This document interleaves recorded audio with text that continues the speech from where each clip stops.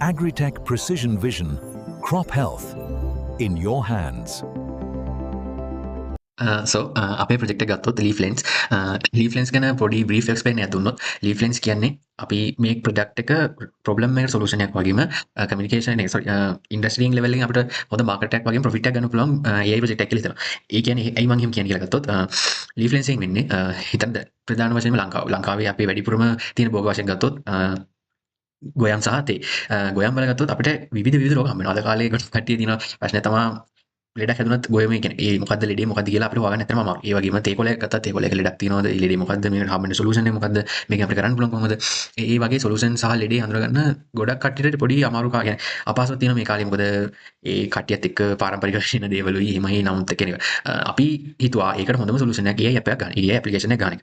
AI අපේ මේ application එක වෙන්නේ අපේ ඇප්ලිකේෂන් එක පුළුවන් ලෙඩ අඳුරගන්න අපේ ඉමේජ් එකක් ගන්නවා. ඉමේජ් එකක් අරගෙන හිතන්න තේකොලයක් කියලා. තේකොලේ අවුලක් තියෙන තේකොලයක් ලෙඩක් තියෙන තේකොලයක් නම් අපිට දැන් මේ මොකක් ප්‍රශ්නයක් තියෙනවා. ඒ තේකොලේ ඉමේජ් එක කරා අපි මේකට අප්ලෝඩ් කරනවා. අප්ලෝඩ් කරාම එයා ප්‍රෙඩික්ට් කරනවා මේ ලෙඩේ තමයි මේකට තියෙන්න ඕනි. එහෙනම් ගන්න පුළුවන් සොලියුෂන්ස් ටික මේ ටික තමයි කියලා. ඕක තමයි අපේ බ්‍රීෆ් එක.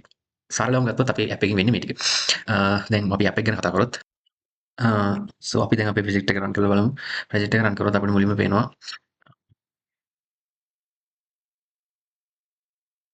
මේ තියෙන අපේ ප්‍රොජෙක්ට් එක. ඒ කියන්නේ ලීෆ්ලෙන්ස් ප්‍රොජෙක්ට් එක ගත්තොත් අපි මෙතනින් අපිට පුළුවන් මෙතනින් සිලෙක්ට් කරන්න පැඩියගේ ප්‍රශ්නයක්ද නැත්නම් ටී ලීෆ් එකේ ප්‍රශ්නයක්ද කියලා අපිට මොකද්ද ඕන තෝරගන්න ඕන ඩිසීස් එක. අපි මම මෙතනින් සිලෙක්ට් එක දුන්නොත් පැඩි වල ඩිසීස් එකක් නම් අපිට පුළුවන් මොකක් හරි කොහේ හරි අපේ තියෙනවා නම් ඩේටා සෙට් එකක කැමති ෆොටෝ එකක් දාන්න පුළුවන්. මෙතනින් ගන්න පුළුවන්. එහෙම නැත්නම් අපිට පුළුවන් අපි මෙතනට එක්සැම්පල් එකක් දීලා තියෙන කියන්නේ අලුත් පාවිච්චි කෙනෙක්ට මේක try කරන්න ඕන නම් කොහොමද කියලා පොඩි idea එකක් ගන්න ඕන අපිට මෙතනින් try sample දීලා මෙතන තියෙන data එකක් පාවිච්චි කරන්න පුළුවන් images එකක්. අපි දැන් මෙතනින් data set එක කරන් බලමු. මෙතනින් ගන්න හිතන data set එකක් images එකක් මෙතනින් බලමු අපි කැමති select කරගෙන මේක එතකොට ඇනලයිස් කරාම මෙතනින් මේක ඇනලයිස් කරන්න දෙනවා. ඇනලයිස් කරාම මෙයා ඒ කියන්නේ AI එක අපි මෙතනින් කැල්කියුලේට් කරගන්නවා මොකද්ද මේකේ ඩිසීස් එක එහෙම කියලා ඊට පස්සේ අපිට මේ කොන්ෆිඩන්ස් ලෙවල් එක 89.1 දෙකක් පෙන්වනවා. ඒ කියන්නේ මෙයා කියන මේක හිසප් කියන ඩිසීස් එක තියෙන. එතකොට අපි කියන්නේ මේ තමයි වැඩිපුරම තියෙන මේකට නැඹුරු වෙලා ඊට පස්සේ මේකට එහෙම කියන්නේ එයාගේ ප්‍රෙඩික්ට් කියන්නේ මේ වැඩිපුරම එයාගේ ප්‍රෙඩික්ෂන් එක තියන්නේ මේ ලෙඩේ කියලා තමයි හිතන්නේ. එහෙම නැත්නම් මේක කියන්නේ සාමාන්‍ය අපිට කියන්නේ එයා හිතනවා මේකට කොම් බලලා මේක තමයි මෙතන වැඩිම තියෙන්නේ කියලා කියනවා. ඇනලයිස් කරාම එයා කියන්නේ මුලින්ම අපේ මේ ඩිසීස් එක තමයි මේක තියෙන්නේ කියලා. ඊට පස්සේ අපිට ඩිස්ක්‍රිප්ෂන් එකක් දෙනවා. එයා රෙකමන්ඩ් කරනවා මේ ඩිසීස් එකට අපි මේක පාවිච්චි කරොත් හොඳයි, මේ ලෙවල් කරොත් හොඳයි කියලා අපිට වෙන්නන්නේ මෙතනින්. ඒ කියන්නේ ඔය එක තමයි අපේ බේසික් එක. අපි මෙතනින් දැම්මොත් ටී ලීෆ් එකේ දැම්මොත්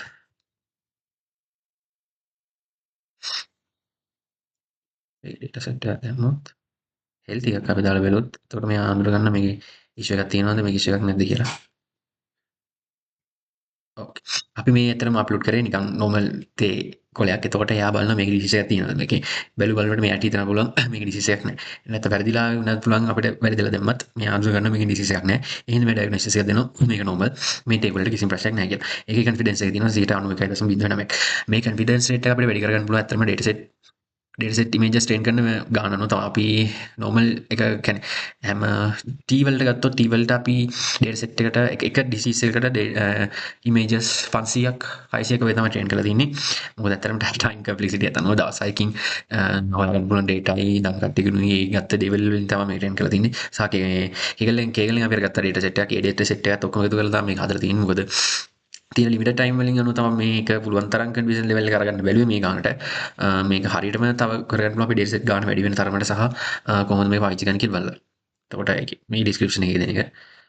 සෝ ඔක තමයි අපි ප්‍රොටෝටයිප් එක ගත්තොත් කොහොමද මේක වැඩි වෙන්නේ මේක කොහොමද ඉස්සරහට යන්නේ තාම මේක ගොඩක් දියුණු කරන්න පුළුවන්. මේක කමර්ෂල් ලෙවල් පාව අරන් යන්න පුළුවන්. තව මේක තව ලෙඩ රෝග වලට හදලා සාමාන්‍යයෙන් ගොඩක් දේවල් වලට අන්නාසි ඊට පස්සේ ලංකාවේ පාවිච්චි කරන ගොඩක් භෝග වලට මේක හදලා අපිට පුළුවන් ඉස්සරහට මේක අරන් යන්න කොහොමද මේක පාවිච්චි කරන්නේ සහ ගොවියාට මේක ලංකා කරන ගොවියානේ ඕන කෙනෙක්ට මේක පාවිච්චි කරන්න ලේසි දෙයක්. ඇත්තටම යූසර් ෆ්‍රෙන්ඩ්ලි ඉමේජස් එක මෙතන ඉමේජ් එක අප්ලෝඩ් කරලා ඇනලයිස් කරන්න විතරයි තියෙන්නේ. ඒ තරම් මාර යූසර් ෆ්‍රෙන්ඩ්ලි අනික පාවිච්චි කරන්න ලේසි. තව අපිට මේක සිංහල වලට හරවන්නත් පුළුවන්. කියන්නේ ඉස්සරහට කරන්න බලාපොරොත්තු වෙන මේ ඉමේජ් කියන්නේ වර්ඩින් එක සිංහල වර්ඩින් තමිල් ඒ වගේ වර්ඩින් සෙට් එකකට මේක හරවා ගන්න පුළුවන් විදිහට හදන්න පුළුවන් මේ බලාපොරොත්තු වෙනවා. ඔය වගේ තමයි. thank you